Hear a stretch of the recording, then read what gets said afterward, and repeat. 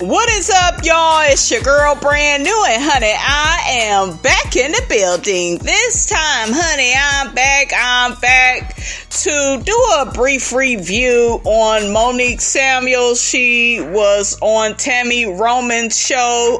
Get into it with Tami Roman. I'm going to play the audio, you guys, and I will be in and out with my commentary. Thank you so much. Now that was the intro, wasn't it? Yes, I'm over here cracking up. Thank you so much for being here. Oh, this is awesome. Thank you. I'm so happy. Y'all hear Monique? I'm a huge fan of yours as well. I bet from one fighter, honey, to the next, to another. Because Tami fight and Monique fight. So I know these two should get along good, honey, okay? I'm happy that you're here because I'm like, I'm going to talk to Monique. But I know how it is when you on a TV show and you're trying to live your real life. And I hated to say in the intro, formally because you were one of my favorites. And so I still wish you were on there, but now you're on to your real life and really the things that you have going on. Do you hate still talking about Potomac? It was a part of my life for 4 years, so I really don't mind talking about it. I actually love referring to it in the past tense. I am so far removed from the whole situation, and I could not be more happy and more relieved. Okay. Stress-free. So I don't mind talking about it. I'm just happy I don't have to move forward, and that whole chapter is done, you know? And it's done. Yeah. So you don't miss it at all? I don't. Even when they started filming, the thought of trying to prepare my life for cameras with everything else that I have going on with my businesses I've been working on. I can't even imagine the whole tug of war, the stress of trying to find a sitter and making sure the kids are okay. Girl, shut the hell up. All that damn money you got, the stress of finding a sitter. Shit, give me Chris Samuels money. You see how quick I find a babysitter. Child, please, okay? And I know some of y'all rolling your eyes, sucking your damn teeth because you love Monique. But Monique is full of it, okay? You got all that damn money. It's not hard for you, when you have money like that. I'm just saying. You could find a babysitter. You could, y'all remember what Chris Samuels told her. You hook yourself up. I'm the one paying for it. I know that's right. Then my husband, so I feel relieved. I really feel good. I like that I'm back into control of my life and my schedule. Yeah. When I watched, I felt like you were one of the ones who because other shows that are out there, sometimes people do things right when it's time for start a business or they start something so they can have something to talk about on the show, or they're doing things to bring attention to themselves because they know if they don't do that, nobody's gonna care that they even on the show. They're trying to get their extra 5 minutes.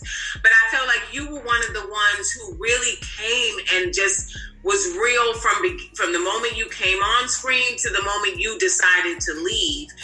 How does it feel when you look out now at them? Do you sit back sometimes and go, you still fake? I honestly haven't paid much attention to them lately. That's a lie, okay? That is a lie. You got binder stories or whatever the hell it's called. Your ass be on that channel, Tea with Monique, talking about all the women on Potomac, okay? So, see, she's starting out lying, y'all, already. I thought we got past this. But I guess when I just think of how they were while I was there, I just know it's going to be a struggle for them because a lot of them don't really have anything going on. And really quickly, you guys, Monique didn't have too much of a problem with Gizelle and Robin and Wendy and all of them when they was on her side. It's once they took Candace's side, over her disgusting, deplorable behavior with that fight, then she had an attitude with them. But see, when season 5 started out, Monique was happy, okay? And I'm gonna get back, you guys, to my Real Housewife of Potomac shorts now that we're done with Real Housewives of Atlanta, so you can look out for that. And they look forward to friends with Karen no more. Oh no, I still talk to Karen. Yeah, I still talk to Karen, and I still talk to Ashley. So yeah, we're still good. But we were the three that always came with genuine storyline. So I really felt bad that I'm passing the torch right to them. Like, y'all got to hold it down now because I'm done. So Karen even said to me jokingly, she said, "You messed up the show." When I decided to leave. She talking about Ashley came with real, genuine storylines. Ashley should have been ashamed of the storylines that she has. And I wonder what storyline. Oh, we already know what it's going to be. Michael cheating on her again. Okay. And you about to have I think she had the second baby. You know, just a fool. Like, Monique can't be real to be friends with Ashley and to, like, not check Ashley on being in that type of relationship, right? Because obviously it's unhealthy. And y'all know damn well if it was Candace in that type of marriage, Monique would have been coming down hard on her. You set that thing ablaze, baby. You had it in a binder. I said, I don't think I ever see nobody come with no binder. Look, I had to come prepared because when you have women who want to do nothing but tell lies and spread lies and have nothing to back it. She got a lot of nerve talking about somebody lying. Girl, you are the leader of the lying squad, honey, okay? I said, I don't spread lies. I spread truth. And I'm going to come with some backing for that truth. Yeah, of that truth. And you definitely did that. Do you regret, there was a moment, and then I'm going to try to stop talking about that, but there was a moment on the reunion where you exposed another cast member's relationship or lack thereof. Did you feel bad about that once it actually happened? I didn't. And the reason why, I had a tug of war going on before going to reunion. And here's the thing. For 19 weeks, I watched this woman make false accusations about me and my marriage. And I'm like, for 19 weeks. So when people look at the reunion and how fast it happened, well, I just hit her with a 1-2 punch. She drug it out for 19 weeks. I had to watch the things that were coming out of her mouth. So when I got to the reunion, I did not feel bad, and I still don't, because she asked for it. I just returned her the energy that she gave me. And child, please. I'm not mad at Monique, though, you guys, for what she did to Gizelle at that reunion, because we all can agree whether we like Monique or not, Gizelle deserved to be dragged, because Gizelle is always laughing and plotting and scheming, being all up in everybody's business, honey. Okay, so I do agree with some of that, but also I feel like Monique, like I said, she was upset that Gizelle shamed her after that fight with Candace. Okay, she was upset that Gizelle was done with her and said that she didn't want to film with her. That's what she was mad at. Okay, other than that, if Gizelle and everybody would have been on her side, she wouldn't have no issues, with these ladies, I'm telling you. Because season 5, you knew that she was talking about your son, but yet you had the bitch all up in your house. You still invited her to your lake house, which is a no. I wouldn't have never did that with some lady that always talked trash about me. Not on my watch. I would have never did that. See, having done reality TV myself, I can kind of see things that the average viewer they just don't process. But I knew from watching you, from how you came on the show and how you address things and how you Tami, shut your ass up. You ain't nothing but a bully your damn self. You was on there fighting, knocking folks' heads off, when you was on Basketball Wives, okay? The only time, I was here for you, maybe, about to fight somebody or something, and still you was doing too much, honey. Miss Robinson wouldn't have did all that, but when she got into it with Evelyn, and Evelyn had told her, in a slick way at the end of the damn season, she had slept with Kenny and had been around her. I did feel like that was phony and fake, and Tami had a right to be upset with that. But the rest of them damn fights you had on that show, Tami, was unnecessary. Even how you view this fight between Candace and Monique. Okay? dealt with things. I said a lot is going on behind the scenes that they're protecting someone and not showing it. And so it looks like she just coming out of left field with this. And that wasn't even in your character to do so. So I knew that there was probably more to it than what we were being shown. Yeah, even down to the third part of the reunion, there were certain things that were revealed even at the reunion. And there were cast members who admitted to it, and they still protected them. And that ultimately was the reason why I left. Because the shit wasn't going in your favor. Because Andy said, not today and tomorrow don't look good either. You are not being accountable for your actions. If Andy Cohen would have kissed Monique's ass, we would have seen her back for season 6. But because he didn't do that, he didn't play her little game. Y'all notice how she is. She don't get her way. What does she do? She want to walk off. She want to quit. We saw her pull that crap at that lake house when Wendy and Robin was checking her ass for how she was treating Candace, okay? There was a lot that built up to it, but when they decided to show me and my husband respond in our own Instagram live to a person, Candace, who went live and actually threw all her friends under the bus about this whole plot, and they showed only me and Chris responding. And child, y'all didn't just respond. Your husband threatened women on y'all little YouTube channel or whatever the hell y'all was doing. Y'all filmed it, right, and put it up on the internet. And he said he would turn into Caitlyn Jenner and beat them women down. Okay. So for you to not acknowledge that and you want to play the victim, girl, bye.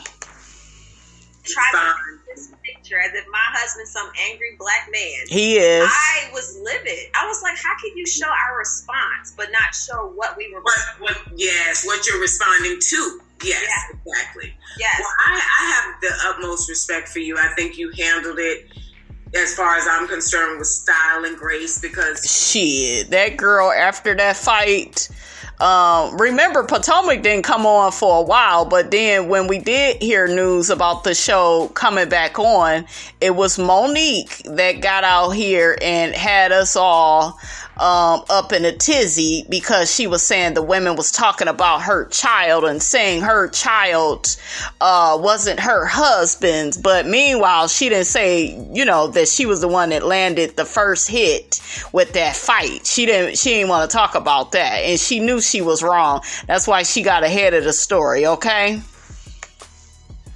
I have fought people for far less. So you sure have. Like you did it very well.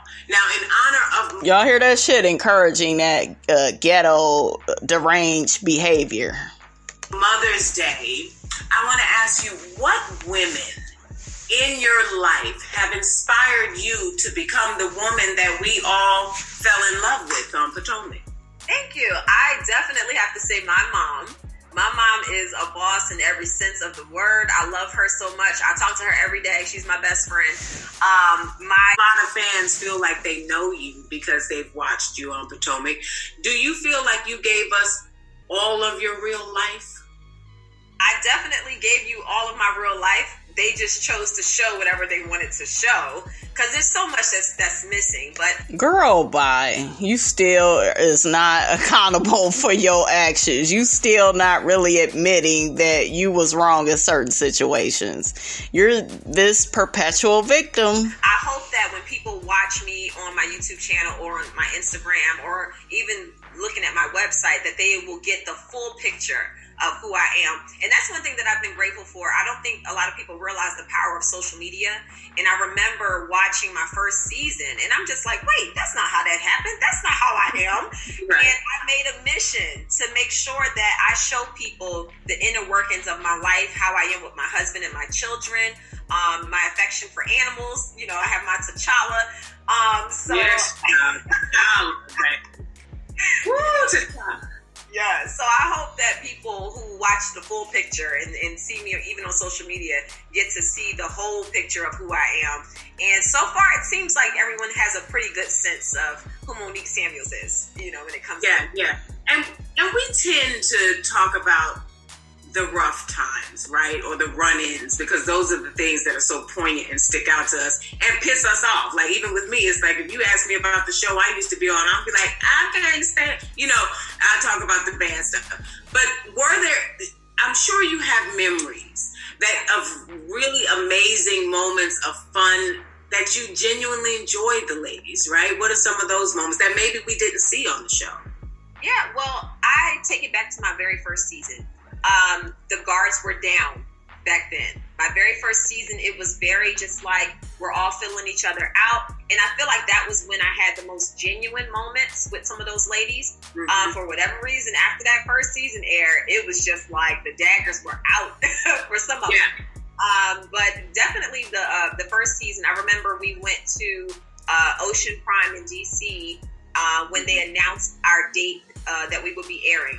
And we all came together. Karen was the only one that didn't make it because she actually broke her ankle that night. Yeah, but Karen was the only one that didn't make it. But we all actually just came together, had dinner, and just celebrated. We're like, wow, let's make this a great show. And that was one of the only pure moments that I can think of. Wow, really? Yes, it has been rough ever since. I mean, on and off camera, it has been rough. So when people say, I'm sad that you left, now looking back, I can't believe I stayed as long as I did because it was high stress. It was very high stress. And I really didn't get to appreciate how much stress it was until I walked away. And my husband was away from it. Yes, my husband looks at me now and he's like, I forgot how bubbly you were. Child, please. He happy now that you there to suck him up every night. Because let's not forget how misogynistic that husband of hers is, honey. And you ain't heard it from me. Okay, that's what he happy about. He just want to put another baby up in you if he can and get some sloppy Joe and chips and corn, honey. Okay.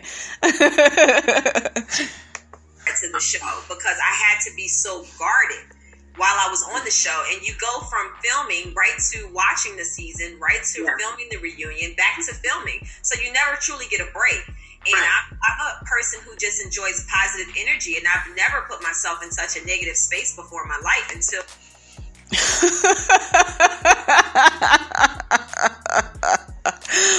Woo! I never put myself in such a negative space before. Girl, you lying.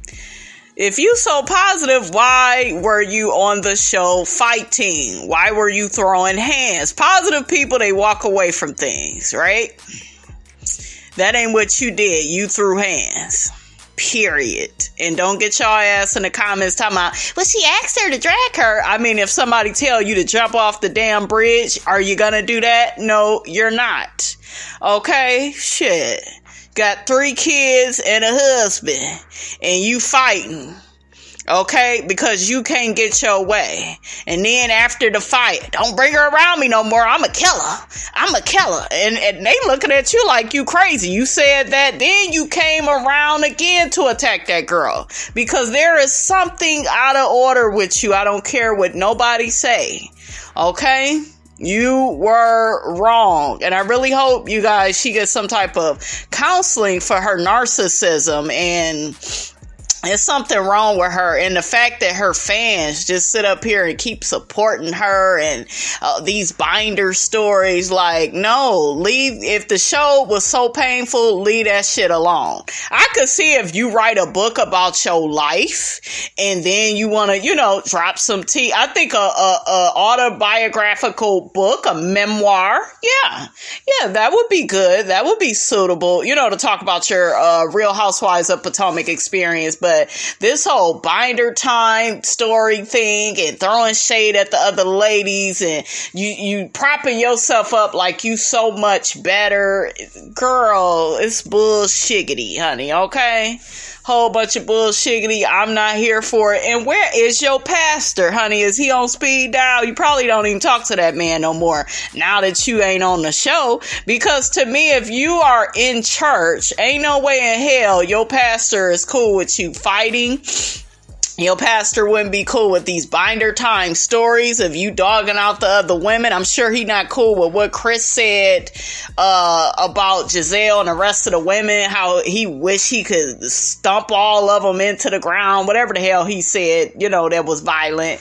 Like, just phony. And that's why I never bought into Monique fully. I like Monique, you guys. I started out liking her, especially I like how she would check Gizelle, but after I saw her backstab Candace and share Candace's text messages with Ashley, I watched her crawl up Ashley's ass, and Ashley was the one that was trying to convince all of us she was alcoholic. Like, once you see several things happen, you like, yeah, something ain't right with you. The bragging that she did when she first got on the show, like she ain't used to nice things, because it's Chris's money. You didn't see Chris doing all that brag. Chris is used to that shit. She wasn't. Okay, so she's phony. So this happened, and this wasn't what I expected, so yeah. But so what's the biggest misconception you think people have about you from appearing on Housewives of Potomac? The biggest misconception, let me see. I think the only thing that I didn't like was the whole bragging stuff, because a lot of people in my family didn't even understand. Didn't I just talk about that? Or even know what Chris and I had until watching the show. So we were asked questions, and then I'm answering the question, and then I get called a bragger. And I'm the most, I'm not one of those people that, She lying. I'm going to have to go back, guys, to when she first came on the show. They wasn't asking her what she had, or Gizelle asked a question about her and the house situation. Oh, you don't have a home? She said it's shady like that. I'll give her that. But other than that, I don't remember nobody asking you what you had. You thought that because you had all that money, you was go buy friends, and they was just automatically gonna like you, and you got on there telling all your business, doing all that damn talking. Y'all remember when she first came on, she was motor mouth Monique. They was like, God damn, shut up, shit. Can we have a moment of silence? God damn, shit. Everybody has to know if I'm giving something to someone or helping someone out. Right. I do things all the time. I like to be under the radar. I like to remain anonymous in my giving, and that's just who I am. But everything else, as far as me going from 0 to 100, that's totally me. Sometimes I overreact, but I'm good enough to come back and say, yeah, I messed up. I apologize. Let's move on. You're preaching to the choir on that. Now, is there anything that happened on the show? Like, I understand you said I'm not a bragger, but I had to show these things because I was asked a question. Is there anything that happened on the show that you're happy we did get to see? Oh, my family. I love the fact that I was able to share my pregnancy with Chase. I mean, the entire pregnancy, because I suffered a... That little boy is really cute. She got some really good looking kids. I give her that. She makes some really beautiful babies. And Monique is a very beautiful woman. She really is. I just hope her inside catches up, honey, with her outside. That's what I will say. Miscarriage right before him. And I remember it was my first reunion, and I was supposed to come to the ladies and tell them the great news that Chris and I were pregnant. Well, 2 days before we taped that reunion, I began to miscarry. Damn, how many times did he get her pregnant on the show? And y'all remember that man kept saying he was going to put a baby up in her? That's just so weird to me. He was really trying to get her to be just pregnant every season, honey. So I had to sit on that reunion couch, and I didn't want to say anything about it because I just wasn't ready to express that, what happened. That was so traumatic. But to be able to then go through a rough time trying to get pregnant again, and then finally being able to be pregnant, talking about the miscarriage, I think that was probably one of the greatest blessings, because I didn't realize how common it was and how unspoken it was until I was able to share that story on national TV. Oh, that makes me smile. You did launch your musical career with a hot video. Now, who inspired your track Drag Queen? Candace. Drag queens. Well, listen, I'm going to put it to you like this. I knew that I needed closure, and I'm a creative person. So I was like, I need to put this into a song and get all of this out and tell my side. And I knew that it was going to be a long season of me being questioned about a fight. And I said, I'm going to change this whole narrative. And now you can ask me about my song too. So that was my mindset. I said, now does that sound like she was remorseful about that fight? And wasn't the story that I created the song because I went to, was she speaking to her therapist or something? And child, I can't even keep up with the lies, honey. The lies, okay? But I know that song, Drag Queens, you named it that because you drag Candace, okay? Girl, stop playing with us. This is closure for me. I made the title Drag Queens after I wrote the whole song. And I just said this would be my little zing. And look at Tami Roman just smiling. Just smile. She could smell the violence, honey, in the air. She getting high off of it. Tami got a big smile on her face, honey. Okay, these girls love violence, honey.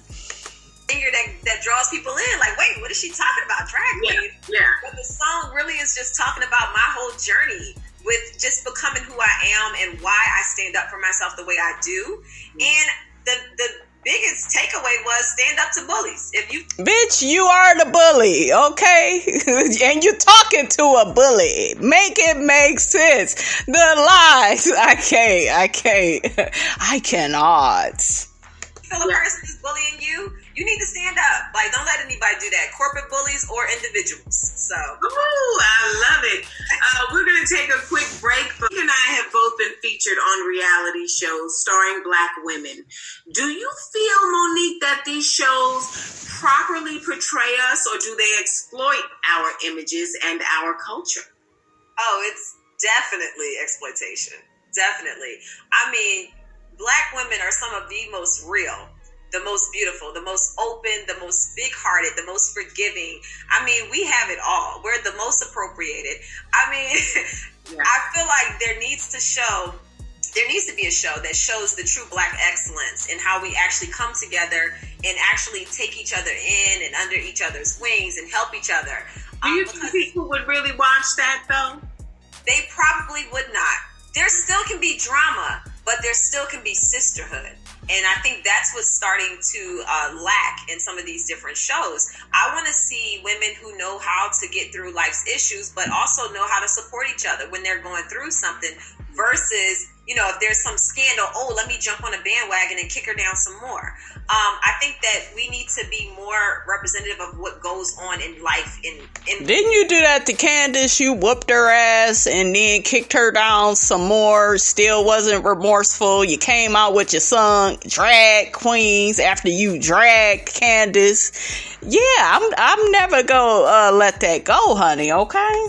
Real life, which is if I have a sister that's hurting, I might talk to another friend about the whole situation, but then I'm still going to say, hey, what can I do to help you out?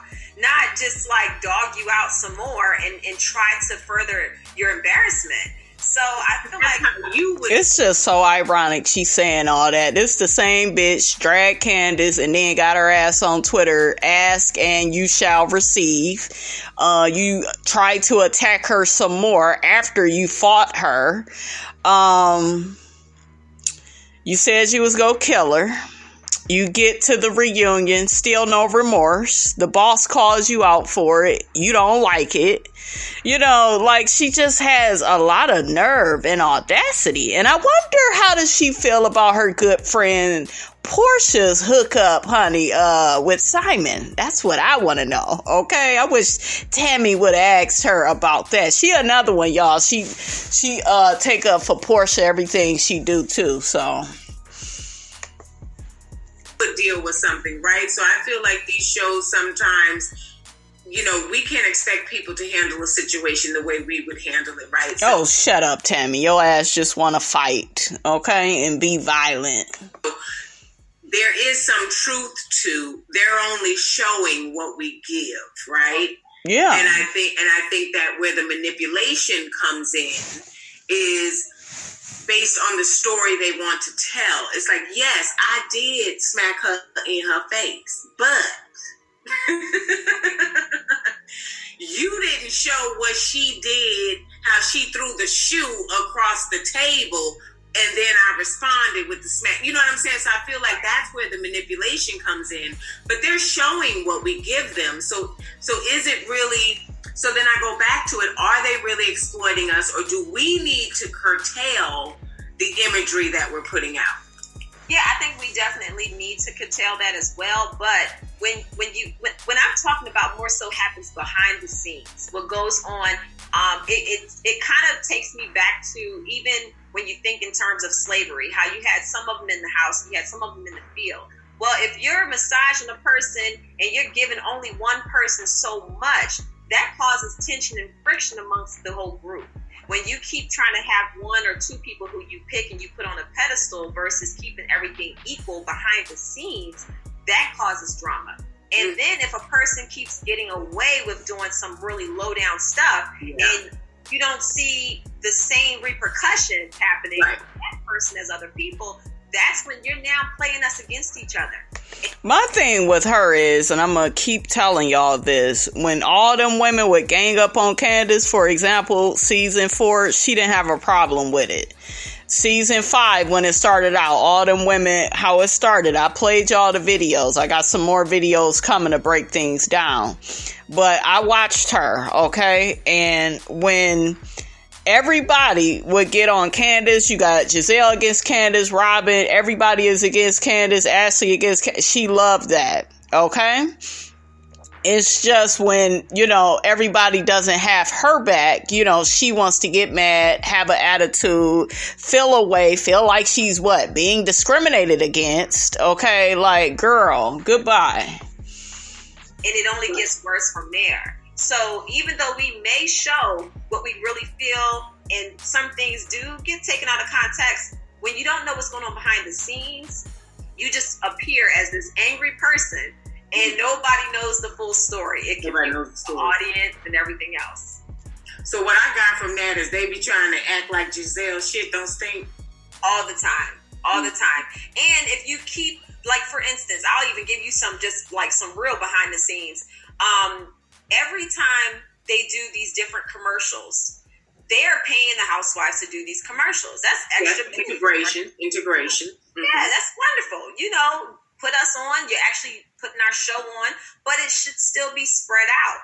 There should not only be one or two people from each show being pushed so much. There's other women. It takes 6-7 women to make this show run, for a reason. So spread the love. Show everybody some equal opportunity, and let everybody else make some money too, So you didn't need no money, Monique. You the richest on the show.